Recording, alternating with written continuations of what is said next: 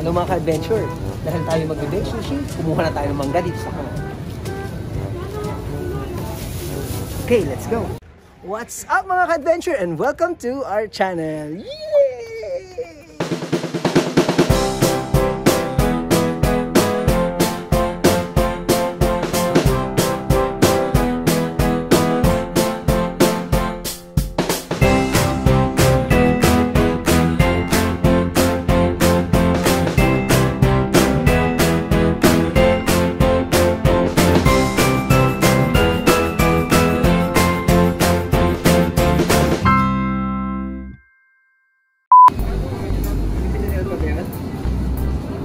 Ano doon? Cup?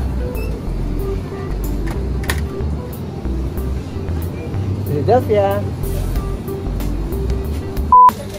Hello sa mga gusto ng tinapay. Okay.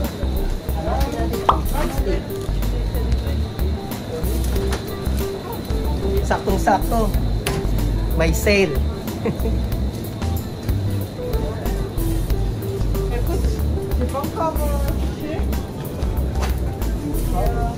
Ito ang kulay ng Pasko.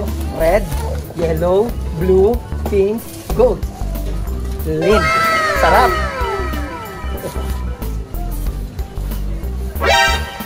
Why are you running?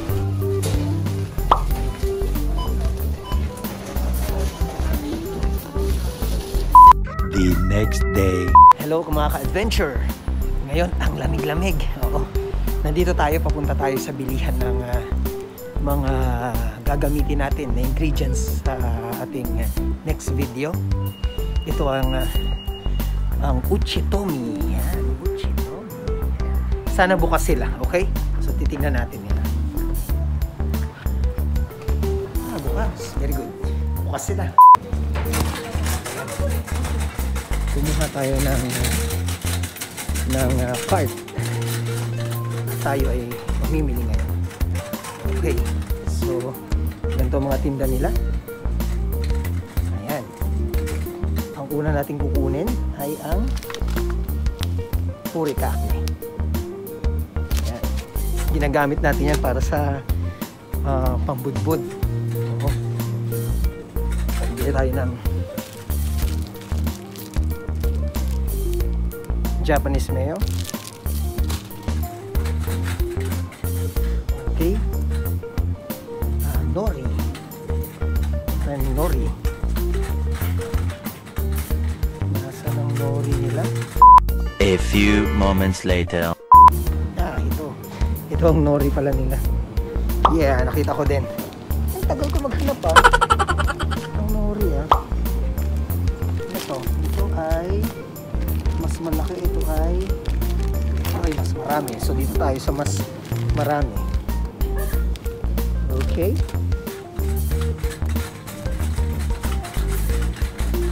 Hanap tayo ng ito. Tubiko. Ayan, tubiko. Ayan. Okay. Ano pa ba ang kailangan natin? Uy, may mga cup noodles na sila ulit. Sige mamaya, titignan natin kung mayroong mga cup noodles pa. Ano pa ba? Aha. Sesame. Siguro dalawa kunin natin. Sarap kasi. Okay, so mamaya check natin ulit kung bago tayo lumabas dito. Check ulit natin kung kompleto ang ating mga nabili. Okay? Sige, kita tayo ulit. Ayan ang ating mga nabili. Ito sa kadami. Oo. Natakam ako, bumili rin ako na itong cup noodles. Parang masarap siya eh. Oo. At hanap tayo ng iba pang mga ingredients na meron dito. Okay? Ayan, tapos na rin tayo. So, nabili natin lahat ng bibili natin. Oopsie, may nakita pa ako. Bili natin to. Kahit 2 piraso. Pandagdag mamaya sa ating snack. Sila na tayo.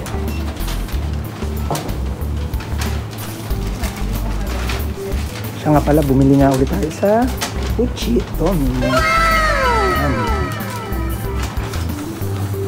ganito ang itsura ng kutsi ito.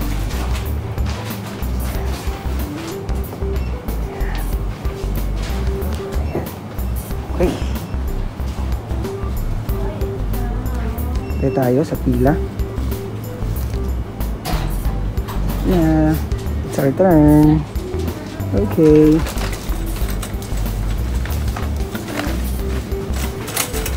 Hi. Hello. Give me one bucket here. Yep. I have my bag inside. Okay, I Yeah, see okay. it. Thank you. Here it is. Yeah. Thank you. What? Cosa ne sapete? Come sempre Okay, we're paying now. So, avec la pâte tempura. Ayan. Natapos din tayo sa pamimili. Tayo ay pauwi na. Thank you very much. And see you sa ating channel. Bye! Mga ka-adventure, nandito na tayo sa ating kusina at nasa lamesa natin ang mga ingredients. Simulan natin. 4 cups ng sushi rice. 100 to 120 Philadelphia cheese. Mga optional ingredients kagaya ng tubiko na merong 50 grams. Mango and cucumber na tag 100. Shredded crab sticks na may 200 grams. Salt, pinch of salt na pampalasa. Furikake. Sriracha sauce. Rice vinegar. Mayo, Japanese mayo. Pepper at ang ating nori. Naku mga ka-adventure, wala akong nabiling nori na maliit. Kaya yung malaki, mamagikin na lang ni Mommy. Yay! So, simulan na natin ang ating Kusina Bea Adventure Edition. Kailangan na nating paghalu-haluin ang ating mga ingredients. Ang 2-pinch salt and sugar. Kasama ng 1 tablespoon ng vinegar rice or rice vinegar. Ayan.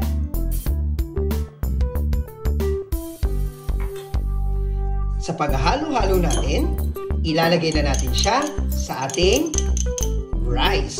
Yung rice natin ay hindi ordinaryong rice ulit ha. Ito ay isang Japanese rice. Ayan. Para may lasa ang ating rice. Haluin ng mabuti.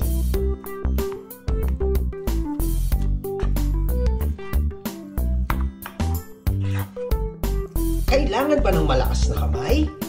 Opo. So sa bawat paghalo, sure na dapat nakasmile ka. Sunod na kukuhain ang ating shredded na crab stick.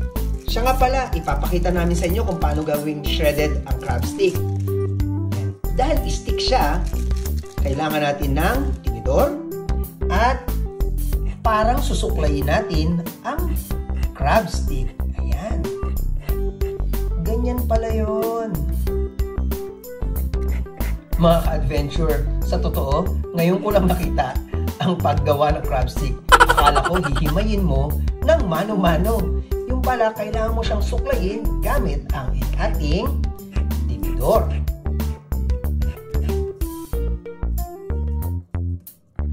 Biglang parang narinig ko si inay. Sinabi ay, kagaling! Yan. Habang ginagawa ang crab stick, at hinihimay-himay, shoutout pala tayo sa ating mga nagpapa-shoutout sa unang video. Kagaya ni Ninong Wensi, ni Misha, ni Ninong Jerry, at ng mga iba pang nag-subscribe sa ating video. Ayan. Ayan, tapos na. Isasama natin siya sa ating mga shredded na crab stick. Nasa harap na natin ngayon ang ating shredded crab stick. Ngayon, kuhain natin ang 1 teaspoon ng sriracha para magpalasa. Ang sriracha ay isang hot chili sauce, kaya pag naparami, medyo maanghang. Okay. Ang susunod ay ang Philadelphia na merong 100 to 120 grams. Ayan. Paghahalu-haluin natin sila sa isang bowl. Susunod na natin ilalagay ang Japanese mayo. Kaya abangan nyo ang paglagay natin sa kanila. Kailangan natin ng 3 to 4 tablespoon ng Japanese mayo. Ayan. Kailangan malakas ang kamay mo sa pagpiga ng Japanese mayo. E-effort ka talaga. Ayan. Oops. Dalawa. At pangatlo. Ayan. So, subukan muna natin ang tatlo tapos saka tayo mag-a-adjust. At susubukan natin haluin to ng mabilis. Dahil dyan, fast forward, pasok!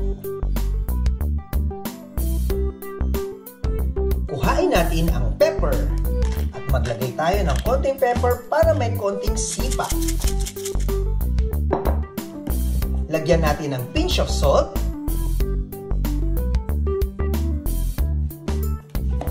Ilagay na natin ang optional ingredients tulad ng cucumber,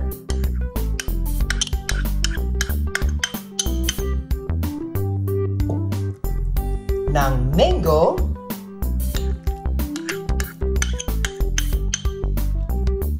at paghahalu-haluin natin sila muli. Dahil dyan, fast forward, pasok!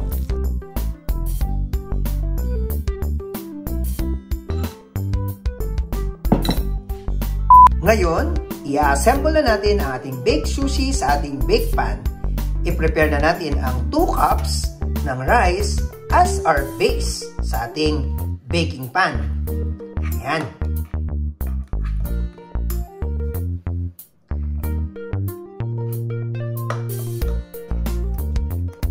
Kailangan natin i-spread out ang ating rice.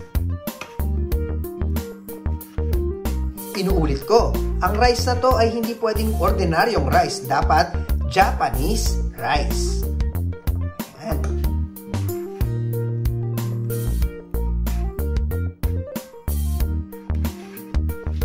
At para sa ating mga nanonood at mga subscribers, pwede kayong maghingi ng tulong sa inyong mga magulang, kaibigan, kapatid, at kung sino-sino pang mga tao, kasi alam nyo ba, magandang bonding to ng family at friends. Ilagay na natin ngayon ang ating furikake. Ayan. Ito ay isang pampalasa at magandang ingredients na dagdag sa ating baked sushi. Yan.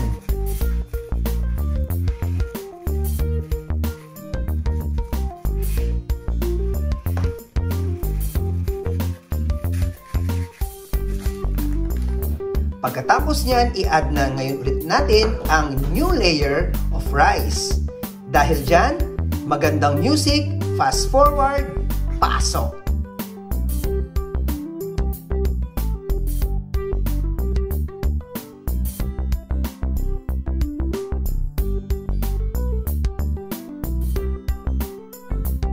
Ayan, halos patapos na ang ating paglalagay ng next layer ng ating rice.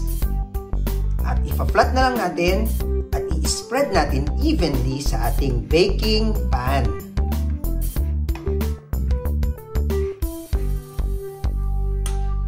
Ang ating pangatlong layer na ilalagay ang mixture ng ating toppings para sa ating baked sushi. Ayan, ang ganda ng kulay.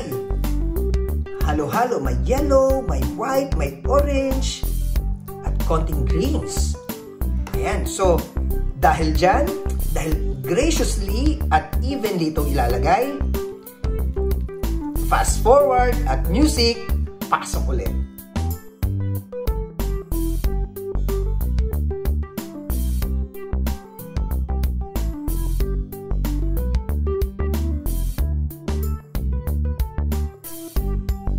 Ayan, i-spread natin evenly at i-cover natin lahat ng space ng ating baking pan. Lagyan natin at budburan ulit natin sa taas ng furikake.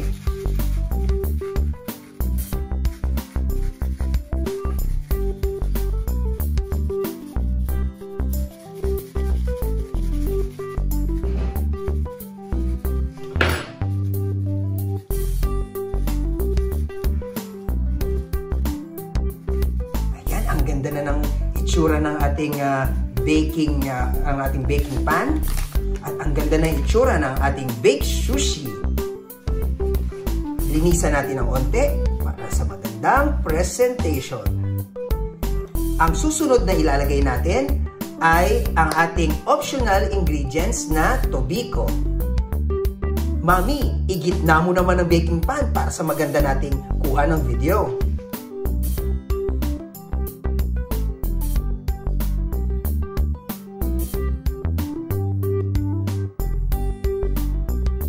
Lagyan ulit natin ng magandang sound ang video na to habang iniikot at nilalagay ang ating tobiko across our baking pan.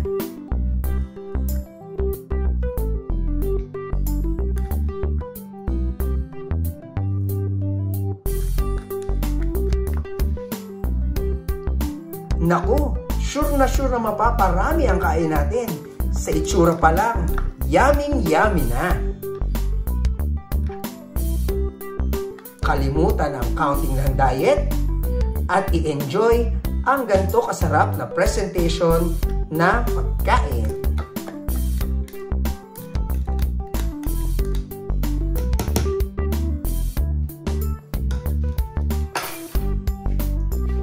Susunod, ilalagay natin ang ating mayo o Japanese mayo sa taas ng ating baking pan with style.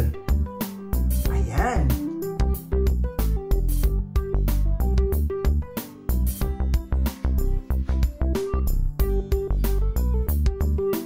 Ito na ang ating unang finished product ng preparation ng ating baked sushi ala Bea Adventures Way.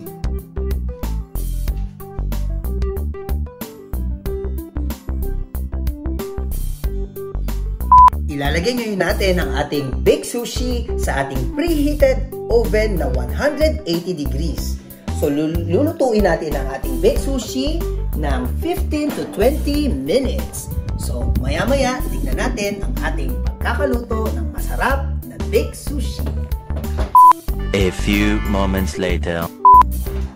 Yan, tapos na. I-turn off na natin ang oven at kuhain natin ang baked sushi gamit ang ating pot holder. Mag-ingat, mainit siya. Ayan. Kailangan natin palamigin muna at para ma-enjoy natin ang ating baked sushi. Siya nga pala, nandito na yung ating kinat na mga seaweeds na tinatawag nating nori para bite-size ang ating merienda. Mga ka-adventure, malamig na. Tikman na natin. Oops. Bago yan, magdasal muna tayo. Bless us, O Lord, and this thy gifts we are about to receive from your bounty through Christ, O Lord. Amen. Halika, hiwain na natin ang ating baked sushi. Dito tayo banda sa gitna.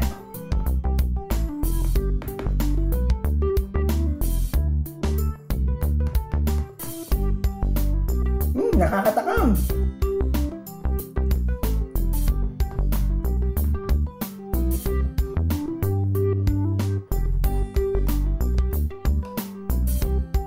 Ang laki ko kumuha. Lagyan natin siya sa ating nori.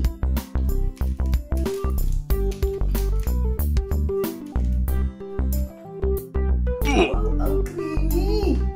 Lagyan natin. 1, 2, 3.